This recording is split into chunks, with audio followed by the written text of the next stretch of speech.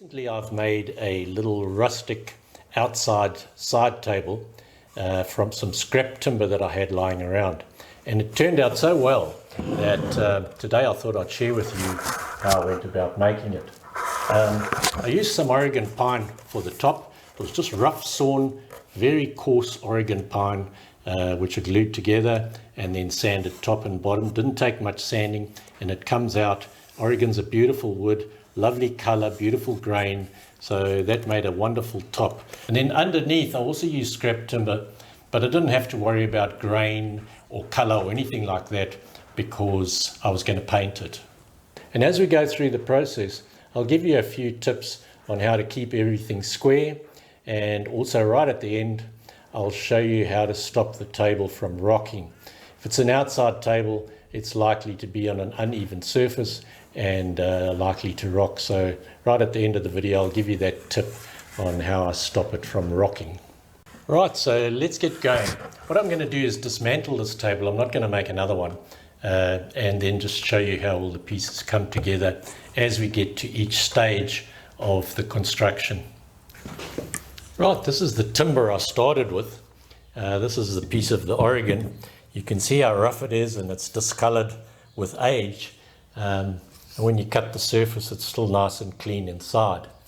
And so that's the tabletop we used, that rough Oregon. And then the apron underneath the tabletop and around the legs, I just used a bit of this old skirting. It's about 70 by 20, and you can see it's pretty battered, but because I'm going to paint it, it doesn't really make any difference. And then for the legs, I happen to have these turned pieces of leg lying around. The important thing is that the top of the leg has to have a square profile on those corners there, because that's what's going to fit inside the apron.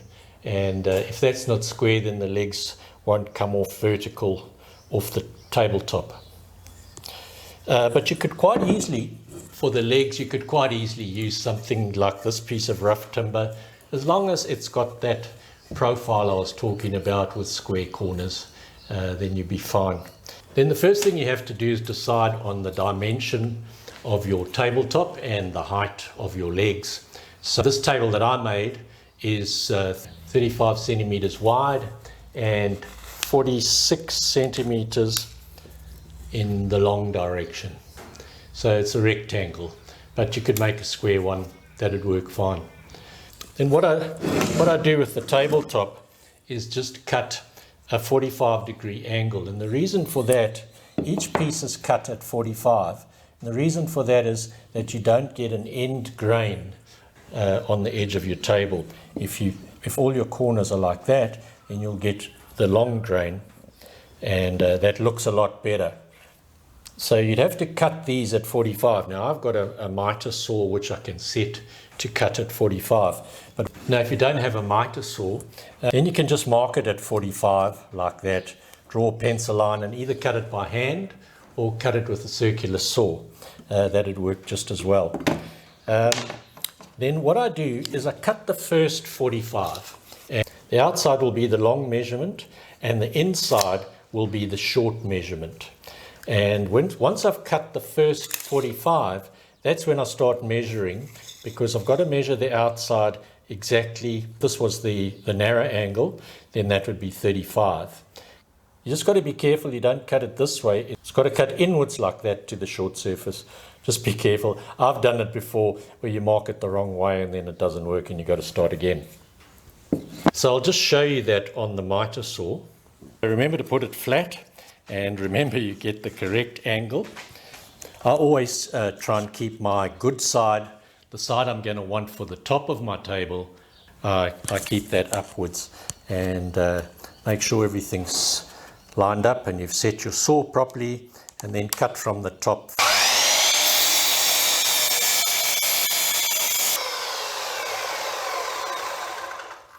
And there we have it. There's my first 45-degree angle. So then obviously we'd have to cut 4 pieces. If your table's square, the 4 pieces will be exactly the same. If it's a rectangle, then you'll have two pieces the same, but everything's got to be exactly the same. What I do is I stack them on top of each other like that, and just make sure that their dimensions are exactly the same. The opposite sides must be exactly the same, otherwise you're not going to end up with a square tabletop. So just bear that in mind. Now, having a look at the apron, as I said, I used this old skirting. It's got a rounded profile on one side and a square profile on the other side. So what I decided was that this rounded profile would be the bottom and the square profile would be the top. And to cut them, because they're going to be in this plane, vertical, I'm going to cut them vertical as well, because that helps to keep everything square. So let's cut one of those just to show you. Right, and then remember we've got to cut it from the long side to the short side and get our 45 like that.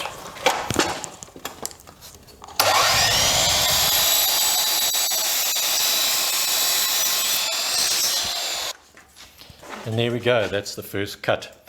If you look at this offcut, you can see what I mean about cutting it the wrong way, because that cut should be going that way, but you can't turn it over because of the different profile. You've got the rounded profile and the square profile, so you just got to be careful when you're marking it. So then again, you'd have to cut 4 of these, and opposite sides must be exactly the same length, but they're not the same length as your tabletop, because you want your tabletop to have a little bit of a lip, a little bit of an overhang. So what I've done is I've made these 50 millimeters shorter than the measurement that I used for the tabletop. So that'll give me about 25 millimeters on each side for an overhang of the tabletop. So that works out well, but remember to do that, because you can't have it, it just doesn't look right if it's flush with the edge of your tabletop. Now the next thing is to make sure that your 45-degree angles have worked out all right. So put them all together, put all 4 pieces together and make sure that they're fitting perfectly. If they're not, it might mean some adjustment with sanding, or if one of your pieces is longer than the rest, you might have to trim that down a bit to get it square. And then just use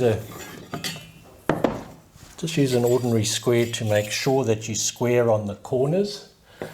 But before you glue them together, it's best to plane the outside and the inside surface just very lightly. Try not to change the dimension of the wood in that direction, or if you do, they must all be the same when you're finished. So the reason for that is you can't plane the inside once it's all glued together. So you need to get that nice and smooth so that when you're fitting your other blocks in the middle, they can fit nice and flush with a nice smooth planed surface. Okay, then what you do is get a bit of wood glue. This is a PVA wood glue. If you're going to have the table outside, just make sure you get one that's exterior, because that means it can take UV. And then you just put a bit on each surface, and you can spread it around with a little brush. Do it liberally, don't skimp, because the wood's going to suck up a bit of it, so you want a bit of excess. And then when you put it together, just squeeze out the excess so that the pieces are contacting each other. And then I do my gluing on a flat surface. I just make sure that the surface is flat, because you don't want your tabletop to be warped. So that's the first thing. Then the other thing is, what I do is, this is another trick that I wanted to share with you, is what I do is I use just common or garden bricks. I don't use clamps and I don't use fasteners, because very often when you're clamping together, when the glue's still wet, or you put a fastener in, it pulls it out a square and it slides out a square. So I find you don't have to put a lot of pressure, and a brick does just the same. And then I find a square corner on my tabletop or whatever you're working on, and I put one brick each side of my square corner, leaving a gap here for the corner so that I can set my corner exactly. And then with the bricks in place, make sure the bricks are lined up with the edges here so that you know they're at 90 degrees to each other. And then you put all 4 pieces together, get them all lined up, check with your square that you've got a good square in each corner, and then you just leave it 24 hours to set, and that will give you the outer ring of your tabletop. After 24 hours, then it's time to cut some little blocks, and you can cut them whatever design you want with the grain running in different angles just to give it a bit of interest, and then glue those. This is my outer frame here, and then I glue those on the inner frame 24 hours later, because then these joints will be secure and I can fit these snugly into that frame. Then I leave it another 24 hours for that all to set. Then it's time to sand the top and the bottom and maybe the corners, get them nice and smooth. And once that's done, then you can put that aside. But I very often, while this glue is setting, I'll be starting to work on my apron, which will be those 4 pieces of skirting. And I use the same trick when I'm putting those together. I'm just showing you this. I've dismantled the table that I'd already made. I'll just show you this. If you're using bricks, the nice thing about bricks is that they're coming off your flat surface vertically, because they're pretty square if you get a decent brick. And so when you're setting your apron up, you're making sure that it's vertical in this plane. If it's not vertical in this plane, then your legs are going to come off at funny angles because your legs attach to the apron. So that's important. So that's why bricks again are pretty useful. And obviously you'd have to put a brick on each side like that, and you just squeeze them together and then check all your corners, check you've squeezed out the excess glue so that they're fitting pretty tightly against each other. Leave it 24 hours, and then once that's set, you can just give it a light sanding, because it's easier to sand it like this than when you've assembled it. Now for sanding, I use one of these orbital sanders with quite a coarse disc, probably about 100 grit disc to start with, and then slowly go down to a 120 and a 180 grain until you get something quite smooth. And then I normally finish off by hand with quite a fine grit. So I'll just show you that quickly and show you how quick it is to sand down to a good surface.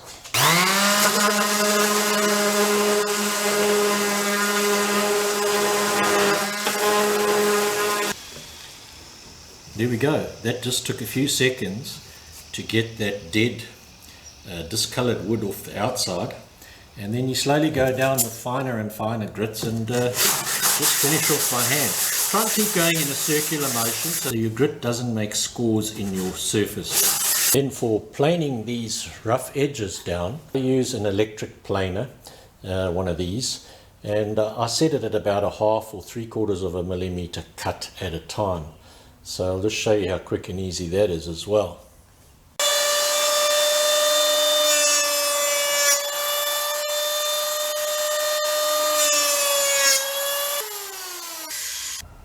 There we go, finished job really.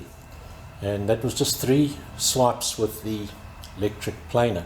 So it's very quick and easy to revive this old wood if you've got the right equipment. Then our next step is to get our legs and put them on, but just make sure that all your legs are exactly the same length. Right, so you can imagine this wouldn't be painted yet, it would just be rough, and it's been setting for 24 hours, so it's nice and firm. Now you get your legs and you put them in. That's why you needed a square profile here, because you've got a square here, and so you need those two to match up. So then you put your legs in, And what you do is one screw will go this way into this side of the apron, and another screw will go that way into that side of the apron. And by doing that, you're not only securing the leg in place, but you're also stabilizing the corner there.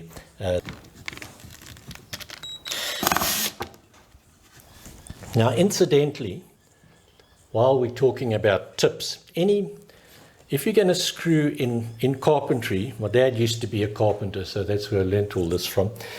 If you're going to screw any two bits of wood together, make a hole in the top piece where the head of the screw is going to go, wide enough for the screw to just push through. If you don't do that, and you try and screw two pieces of wood together without that initial pilot hole, then what's going to happen is this top piece is going to walk up the thread. And so they don't ever get together, because as you're screwing into the bottom piece, the top piece is walking away from it. And eventually what happens is you strip the thread and then it might come together, but that's not the right way of doing it. Just make sure that you've always got a hole just wide enough for that screw to slide in and out.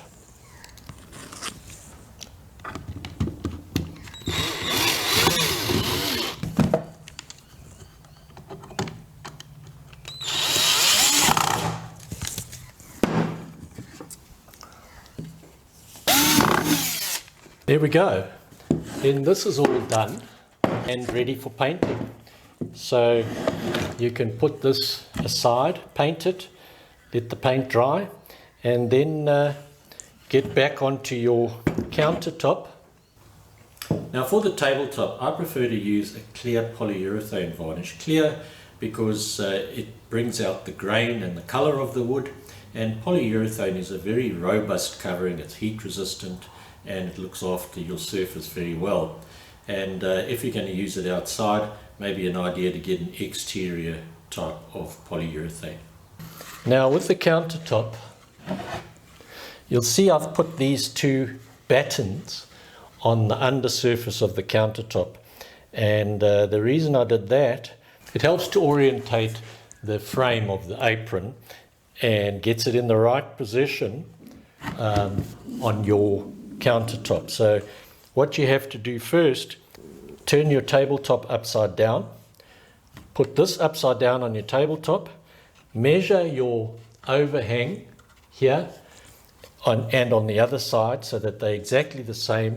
Then you can mark it, and you can cut these two battens exactly the right length and put them in so that they fit reasonably snugly, but not too tight, because you might want to remove it at some stage. So then obviously you drill a pilot hole at about 45 degrees through your batten, but not into the leg, because the screw's going to go into the leg, but that pilot hole's got to be there so that it doesn't walk away from the leg. So then you just put your screw in at 45 and tighten that up, and do the same for all the others.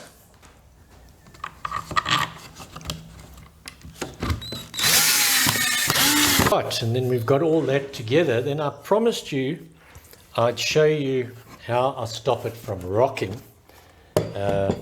when you're on an uneven surface.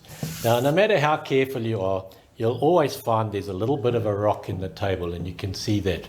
So what you have to do is find your shortest leg, and there'll always be one, because to work 100% accurate is very, very difficult.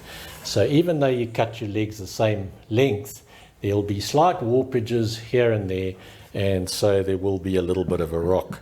But that's to your advantage when I show you this trick. So you find your shortest leg, and so we turn it upside down. So this is my shortest leg. So what I do is I drill a pilot hole about 2.5, 3 millimeters into the end of that leg. Then I get a little screw like this with a rounded end at the top, and pretty low profile, depending on how short your leg is. If it's very short, then it doesn't matter. And then you just stick that in there, screw it up until you estimate that you've taken up that shortness in the leg. And then you flip it over, and that's pretty good. Now, if you found this useful, please like and share this video and subscribe to this channel if you haven't already done so. And if you have any comments or questions, we'd love to hear from you. Just scroll right down to the bottom and you'll find the comment section there. You can leave us a message there. Thank you very much for watching.